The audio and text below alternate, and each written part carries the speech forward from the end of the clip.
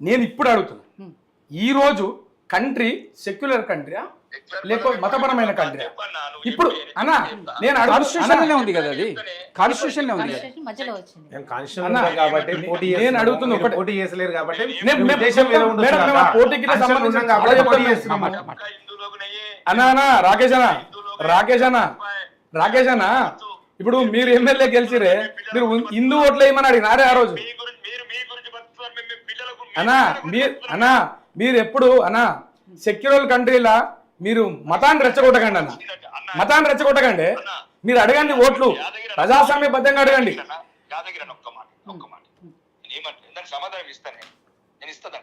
చెప్పండి. ఒక దయచేసి ఇది సెక్యులర్ అనే పదం ఎవరు పెట్టారు, ఎప్పుడు పెట్టారు, దయచేసి ఎప్పుడు అమెండ్మెంట్ చేశారు అది ఒక్కటి చెప్పింది నేను చెప్తాను. దానికి సమాధానం చెప్పాను కాదు, ఎందుకంటే చర్చలలో వినేవాళ్ళు లక్షలాది మంది వ్యూవర్స్ ఉంటారు కాబట్టి అలా చరిత్ర కూడా కొద్దిగా విననన్నా. అన్నా మీరు మాట్లాడిన ఒప్పుకుంటున్నాను, నేను తప్పు పట్టట్లేదన్నా. మీరు మంచి క్వశ్చన్ అడుగుతున్నారు.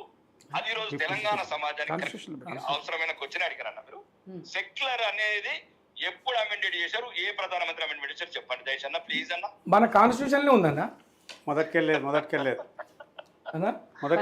ఫస్ట్ నుంచి లేదు కదా, మధ్యలో సెక్యులర్ అనే పదాన్ని మధ్యలో యాడ్ చేసి అన్నా దాని కాంట్రవర్సీ వచ్చినప్పుడు యాడ్ చేసిండ్రు. రాకేష్ అన్న అన్న ఒక నిమిషం, దీనికి సమాధానం ఇస్తా. తెలంగాణ వ్యూవర్స్ అంతా చూడండి, చర్చలో ఉన్నారు కాబట్టి చెప్పండి. 1947లో భారతదేశం మత ప్రతిపాదికన విడిపోయింది. తెలంగాణ ఆంధ్రలాగా వెనుకబాటుతనం వల్ల విడిపోలేదు, పక్షపాతం వల్ల విడిపోలేదు, మత ప్రతిపాదికన వ్యాప్తించిన దేశం ఇది. పాకిస్తాన్ అనే దేశాన్ని ఒక్కటి ఆ రోజు సెక్యులర్ అనే పదం లేదు. సెక్యులర్ అనే పదం దేశం ఎందుకు విభజించారు?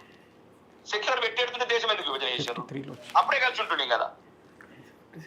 ఇప్పుడు నేనేమంటున్నాను, ఒక మత ప్రతిపాదన ఇద్దరు అన్నదమ్ముల మధ్యన గొడవలు వస్తున్నాయి, అవి విడదీశారు, సంతోషం, ఓకే అప్పుడున్న మేధావులో వదిలేద్దాం. అది నేనేమంటున్నాను, ఒకవేళ 1975లో ఇందిరాగాంధీ గారు మళ్ళీ అమెండెడ్ చేయాలనుకున్నప్పుడు దేశాన్ని ఎందుకు విడగొట్టిండ్రు? మళ్ళీ కలిసి ఉంటుండే కదా, సెక్యులర్ కంట్రీ ఉంటుండే కదా 1940లో కూడా. రైట్, ఇది ఒకటి. ఇప్పుడు అన్నగారు అన్నట్టు సెక్యులర్ కంట్రీ రైట్, మేము ఒప్పుకుంటున్నాం అన్న, 100% సెక్యులర్. ఎందుకంటే రాజ్యాంగాన్ని మేము గౌరవిస్తున్నాం అన్న, తప్పలేదన్న. మీరు అన్న దాంట్లో మేము సచ్చే వరకు గౌరవిస్తామన్నా, ఇది 100% రాసి పెట్టుకోండి. కానీ దయచేసి ఈ రోజు మిగతా మతస్థులను గౌరవించుకోండి. హిందువులే సెక్యులర్ ఉండాలా మీరు నిర్ణయించండి అన్న. ఒక నిమిషం మాట్లాడి తగ్గినండి అన్న, ఇది లక్షలాది మంది వినాలని చెప్తున్నాను. నేను రాజకీయం గురించి మాట్లాడలేదన్నా. సెక్యులర్లు హిందువులే ఉండాలా, సెక్యులర్లు ముస్లిం కూడా ఉండాలా, సెక్యులర్లు హిందువులే ఉండాలా, సెక్యులర్ క్రిస్టియన్స్ ఉండాలా, రాజ్యాంగాన్ని హిందువులే గౌరవించాలా, రాజ్యాంగాన్ని ముస్లిమ్స్ గౌరవించాలా. బహిరంగంగా వాళ్ళు మాకు షరియత్ ఖురానే ఫస్ట్ సెకండ్ దేశం అంటున్నారు, బహిరంగంగా అంటున్నారు, పార్లమెంట్లు అంటున్నారు అన్న. నేను ఎక్కడ చెప్పట్లేదు. నేను ఒకటన్నా, మీరు ఇంకో రకంగా అర్థం చేసుకోవద్దు. ఓకే ఇవాళ ఉంటాం రాజకీయాలు, రేపు పోతాం. ఈ చర్చలు రేపు తెల్లారి భవిష్యత్ తరాలకు పనికి రావాలి మనం మాట్లాడిన మాటలు. ఈ మన వాయిస్, మీ గొంతు, నా గొంతు, శ్రీనివాసరావు గొంతులు రికార్డింగ్ అయి ఉంటాయి అన్న. 20 ఏళ్ళ తర్వాత ఈ గొంతులు చరిత్ర చెప్తాయి. నేను తప్పు పట్టట్లేదన్న మిమ్మల్ని. కానీ నేనేమంటున్నాను, మీ పార్టీలను గౌరవించండి, రాజ్యాంగం. కానీ రాజ్యాంగాన్ని, సెక్యులర్ పదాన్ని హిందువులే గౌరవించాలా దయచేసి మీరు చెప్పండి. మీరు చెప్పండి అన్న. నేనేమంటే ఇప్పుడు మేము సవరణ చేసినాం అన్న వక్ఫ్ చట్టాలు, మేము సవరణ చేసినాం. అమెండెడ్ చేసిన అన్యాయమైన క్లాస్ ఎవరు పెట్టారు? మేము ఏమంటలేమన్నా, 1954 నెహ్రూ గారి గవర్నమెంట్ పెట్టిందన్న. అప్పుడు కూడా ఇతర మతస్థులు నలుగురు ఉండొచ్చు.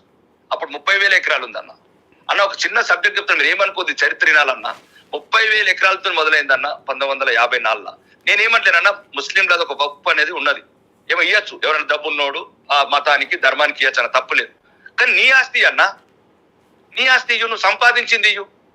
నిజాం పెట్టిండు, మా తాతది దొరికింది, టిప్పు సుల్తాన్ది దొరికింది, ఎవరో అన్న వీళ్ళందరూ లేకముందు మన దేశమే కదండి ఇది. ఇప్పుడు భారత రాజ్యాంగం 1950 ఎప్పుడైతే ఇంప్లిమెంట్ అయిందో, స్వాతంత్రం వచ్చినాక చట్టాలు పోని 1954 వక్ఫ్ చట్టం వచ్చిందన్న, తప్పులేదు. గౌరవనీయ జవహర్లాల్ నెహ్రూ గారు చేశారన్న. దాంట్లో ఇతర మతస్థులు నలుగురు ఉండొచ్చు అన్న. 30,000 ఎకరాలు ఎప్పుడైతుందో అక్కడ నుంచి మొదలుపెట్టన్న, 30,000 ఒక్కటి నుంచి మొదలుపెట్టు. అప్పుడు ఎవరైనా ఇవ్వచ్చు, తప్పులేదు. అది అలా మతానికి ఇవ్వచ్చు, తప్పులేదన్న. కానీ పాతకి ఎందుకు పోతారన్న? నిజాము, టిప్పు సుల్తాను, గల్లిగాడు, అక్బరు ఇవన్నీ పోతే మరి అంతకన్నా ముందు మనమే కదన్న భారతదేశం, హిందువులే కదా భూమి. హిందూ దేశంగా మీరు డిక్లేర్ చేయొచ్చు కదా. డిక్లేర్ చేయండి, మీ చేతుల్లో అధికారం ఉంది కదా. రాకేష్ అన్న చర్చలలో అందరికి చెప్తున్నా, రాకేష్ అన్న ఆయుష్ ఇచ్చి 30 ఏళ్ల తర్వాత మళ్ళా రాకేష్ అన్న రాకేష్ అన్న ఉంటే కలుపుతాం దాన్ని. ఈ ఆస్తులను కాపాడుకునే బాధ్యత మాది. రాకేష్ అన్న అన్న చెప్పే ఒక్క మాటనే ఇప్పుడు డైరెక్ట్ గా హైదరాబాద్ లో జరుగుతున్న ఎమ్మెల్సీ ఎలక్షన్లల్లా మీరు డైరెక్ట్ ఇంత ముందు అడిగిరే ఏమని చెప్పండి. హిందువుల ఓట్లు మాకు వేయండి అని. హిందువులమంతా ఒకటి అవుదాం. లేలే అన్న, హిందువులమంతా ఒకటి అవుదాం, హిందూ ఓట్లు మాకు వేస్తారు అన్న నమ్మకంతోనే మేము పోటీ చేస్తున్నాం అన్నారు. హిందూ ఓట్లు కాదు నా హిందూ ప్రజాప్రతినిధులు. హిందూ ప్రజాప్రతినిధులే ఇప్పుడు ఎమ్మెల్సీ ఎలక్షన్స్ ఓన్లీ రిప్రజెంటేటివ్స్ కదా, నా ఓట్లు ప్రజలు కాదు కదా. అన్న. మీరు ఒక ఎమ్మెల్యే అయి ఉండి హిందూ ప్రజాప్రతినిధులు ఓట్లు వేయండి అని అడగొచ్చా? 100% ఎలక్షన్ కోడ్ ఉండగా ఏందన్నా అన్న, మీరొక ప్రజాప్రతినిధి అన్న, మీరొక ప్రజాప్రతినిధి ఉండి అట్లెట్లా మాట్లాడతారన్న మీరు హిందూ ముస్లిం క్రిస్టియన్ అని? ఈ సెక్యులర్ కంట్రీలో ఉంటూ మీరు డైరెక్ట్ గా అట్లా అనొచ్చా అన్న? ఇట్లాంటి ప్రశ్నలు రావద్దు ఇక ముందు, ఇట్లాంటి ప్రశ్నలు రావద్దు. గౌరవనీయ మమతా బెనర్జీ సీనియర్ రాజకీయ నాయకులు ఈ భారతదేశంలో అన్ని ఉన్నతమైన పదవులు అనుభవించింది దేశంలో. కేంద్ర మంత్రి కావచ్చు, ఎమ్మెల్యేలు కావచ్చు, ఎంపీలు కావచ్చు, ముఖ్యమంత్రి కావచ్చు. బహిరంగ చెప్పింది అల్లాకి కసం తుమ్లో చూడేగానయ్యా అన్నది. మాట్లాడచ్చా? ఏ ముఖ్యమంత్రి మాట్లాడచ్చు? ఈ భారత రాజ్యాంగం మీద ప్రమాణం చేసిన ముఖ్యమంత్రి ఎటువైండు? మీరు మీ పార్టీలో ఎటువైండు? మీ సీనియర్ నాయకులందరూ ఎటువైండు? మీ కేసీఆర్ ఎటువైండు? మీ రేవంత్ రెడ్డి ఎటువైండు? స్టాలిన్ గారు ఎటువైండు? అఖిలేష్ గారు ఎటువైండు? బరాబర్ అడుగుతామన్నా. ఈ దేశం గురించి అర్థం ఏ దేశ్ కే లియే జాన్ దేనే కే రెడీ హై అన్న. మీరు దేశ్ కే లియే మరేగా, ఏ దేశ్ కే లియే జియేగాంలో. అన్న మేంగిట ఈ దేశస్తులమే అన్న మేంగిట ఈ దేశస్తులమే, ఈ దేశంలో పుట్టినోళ్ళమే మేము, ఈ భారతదేశంలో పుట్టినోళ్ళమే అన్న. మేంగిట పాకిస్తాన్ లో పుట్టలే, మేంగిట రాకేష్ అన్న మేంగిట పాకిస్తాన్ లో పుట్టలే, మేము ఇక్కడ పుట్టినోళ్ళమే.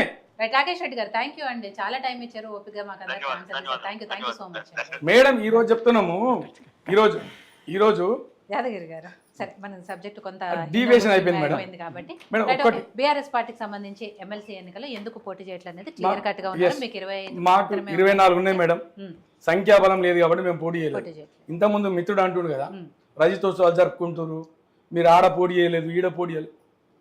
ఎన్నడండి మీరు పోటీ చేసింది? నిన్న మొన్న పోటీ చేస్తున్నారు మీరు ఎక్కడ పోటీ చేసారు?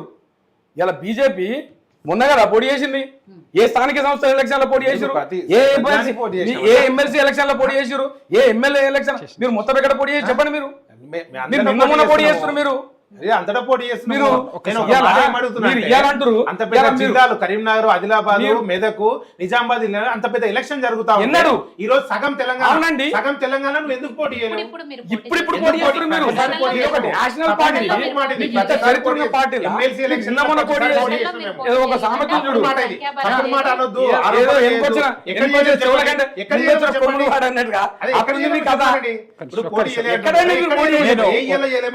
ఒక్కొక్క నిమిషం నేను చెప్తాను మీకు, ఇద్దరికి సంబంధించిన క్లారిటీ నేను చెప్తాను.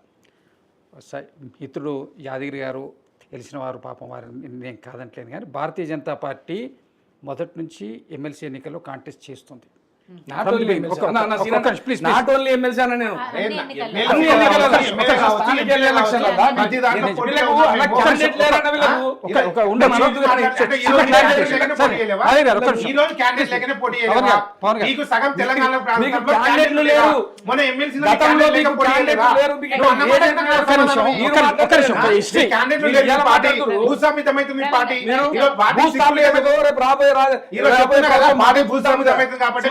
పోటీ చేస్తలే, రేపు రాబోయే జిహెచ్ఎంసీలో కూడా ఎక్కడ పోటీ చేయరు ఇల్లు, రేపు రాబోయే ఎలక్షన్ కూడా ఎక్కడ పోటీ చేయరు. ఇది క్లియర్. ఒక్కొక్క నిమిషం ఏంటంటే, గ్రాడ్యుయేట్ ఎమ్మెల్సీ ఎన్నికల్లో భారతీయ జనతా పార్టీ ఇక్కడ ఉనికి లేని రోజుల్లో రామారావు గారు ఎమ్మెల్సీగా ఉండ్రి, వీరామారావు గారు ఎప్పటి నుంచి ఎమ్మెల్సీ ఉండ్రి. కాంగ్రెస్ పార్టీ అంటే మీ హిస్టరీ చెప్పాలి కాబట్టి చెప్తున్నా, కాంగ్రెస్ పార్టీ గ్రాడ్యుయేట్ ఎమ్మెల్సీ ఎన్నికల్లో కానీ డైరెక్ట్ పార్టీ టికెట్ మీద కాంటెస్ట్ చేయలేదు. 2016 మొన్న జరిగినటువంటి ఎన్నికల్లో ఫస్ట్ టైం తీన్మార్ మల్లన్నకు పార్టీ బీఫామ్ ఇచ్చింది. అంతకుముందు ఎప్పుడు బీఫామ్ ఇచ్చి కాంగ్రెస్ పార్టీ కాంటెస్ట్ చేయలేదు. ఫస్ట్ టైం ఇది హిస్టరీ ఇచ్చారు, అక్కడ నుంచి ఇస్తున్నారు. సింబల్ ఉండదు కాబట్టి బీఫామ్ ఇవ్వలేదు. డైరెక్ట్గా ఈ అభ్యర్థిని మేము చేస్తున్నామని ఎమ్మెల్సీ ఎన్నికలు అంటే గ్రాడ్యుయేట్ ఎమ్మెల్సీలు కానివ్వండి, దీనికి సంబంధించినటువంటి ఏది టీచర్స్ కాన్స్టిట్యున్సీ డైరెక్ట్గా ఎప్పుడు పార్టిసిపేట్ చేయలేదు. లోకల్ బాడీ ఎన్నికల్లో కాంగ్రెస్ పార్టీ ఎప్పుడైనా కాంటెస్ట్ చేస్తూనే వస్తుంది. భారతీయ జనతా పార్టీ మాత్రం ఈసారి కాంటెస్ట్ చేసింది. మీకు Bharatiya Janata local party body local body ఎన్నికల్లో local first body time election contest కు చేసింది. నేను చెప్తా, ఎలక్షన్ నేను చెప్తా, నేను చెప్తా. సరే యాదగిరి గారు, మీరు అన్నట్టే అనుకుందాం, బీజేపీ గతంలో పోటీ చేయలేదు, సరే అప్పుడు వాళ్ళకి ఓట్ల షేరింగ్ అంత లేదు అండ్ వాళ్ళకి సంఖ్యాబలం కూడా అంత లేదని అనుకుందాం కాబట్టి పోటీ చేయలేదు. బట్ మీ పార్టీ అలా కాదు కదా, 10 ఏళ్ళ అధికారంలో ఉంది, ఇప్పుడు 25 మంది కార్పొరేటర్లు ఉన్నారు, పెద్ద జాతీయ స్థాయిలో కూడా మేము పార్టీ పెట్టబోతున్నాం అని టీఆర్ఎస్ని బీఆర్ఎస్గా మార్చుకున్నారు. ఆయన అన్నట్టు రేపు రజతోత్సవ సభలు జరుపుకున్నారు. అలాంటి పార్టీ హైదరాబాద్ ఎమ్మెల్సీ ఎన్నికకు పోటీకి అభ్యర్థి నుంచోబెట్టకపోవడం ఆశ్చర్యకరమైన విషయం. మేడం ఒకటి ఇక్కడ మొత్తం టోటల్ ఓట్లు 112 ఓట్లు మేడం. అందులో 81 కార్పొరేటర్లు, 31 వచ్చేసి ఎక్స్ అఫీషియల్ మెంబర్స్. ఇందులో బీఆర్ఎస్కి ఉన్న ఓట్లు మొత్తం టోటల్గా 24 ఓట్లు మేడం. కార్పొరేటర్ 15, ఎక్స్ అఫీషియల్ 9 ఉన్నట్టున్నాయి, మొత్తం 24 ఓట్లు. ఇది గెలవాలంటే 112ల ఈరోజు ఎంఐఎంకే 50 ఓట్లు ఉన్నాయి మేడం. 41 కార్పొరేటర్ ఉండరు, 9 ఎక్స్ అఫీషియల్ ఉంది. ఇవాళ మేము నిలబడితే మమ్మల్ని ఫస్ట్ క్వశ్చన్ చేసేది ఏం తెలుసా? ఎవరిని కొంటారు మీరు? ఎవరికి కొందామని నిలబడ్డారు? మీకు బలం లేదని తెలుసు కదా, మీకు సంఖ్యాబలం లేదని తెలుసు కదా, మరి ఎవరు కొందామని మీరు పోటీ చేస్తున్నారనే అపవాదం వస్తుంది అన్న ఉద్దేశం. మాకు సంఖ్యాబలం లేదని మేము ఓపెన్ సంఖ్యాబలం లేదు కాబట్టి అభ్యర్థులు పెట్టలేదు, అంతవరకు క్లియర్. అవును. బట్ కానీ కార్పొరేటర్లను ఓట్ వేయొద్దు అని చెప్పడం ఎంతవరకు కరెక్ట్? ఓటేదండి వాళ్ళ ఇష్టం మేడం. వాళ్ళ ఇష్టం అని మీరు చెప్పలేదు.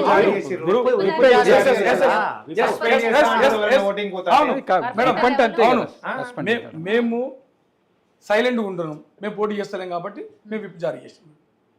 మా సింబల్ మేము గెలిచింది మేడం. ఇక్కడ ప్రజాస్వామ్యంలో ఓటు హక్కు వినియోగించుకోవాలని మీలాంటి రాజకీయ నాయకులే, మీలాంటి పార్టీలే చెప్పాల్సిందే. అలాంటిది మీరే ఓటింగ్ లో పాల్గొవద్దు అంటే రేపు ప్రజలకి ఏం చెప్తున్నారు మీరు? మేము వేస్తే ఇప్పుడు మా క్యాండిడేట్ లేడు, ఎవరికి ఓటేయాలి?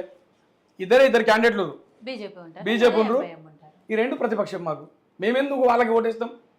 మాకు వాళ్ళ అభ్యర్థిత్వం మాకు నచ్చలేదు మేడం. అలాంటప్పుడు మేము ఓటేసి ఎవరికొకరికి ఓటేయాలి, లేకపోతే చెల్లెని ఓటేయాలా? మేము ఎట్లా వేయలేం కదా.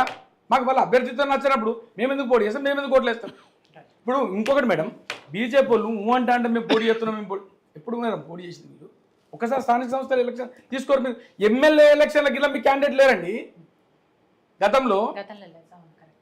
అట్లా మాట్లాడతారు. బీఆర్ఎస్ పార్టీ కూడా జీహెచ్ఎంసీ ఎలక్షన్స్ లో కాంటెస్ట్ చేయలే అంతకుముందు. చేసాం.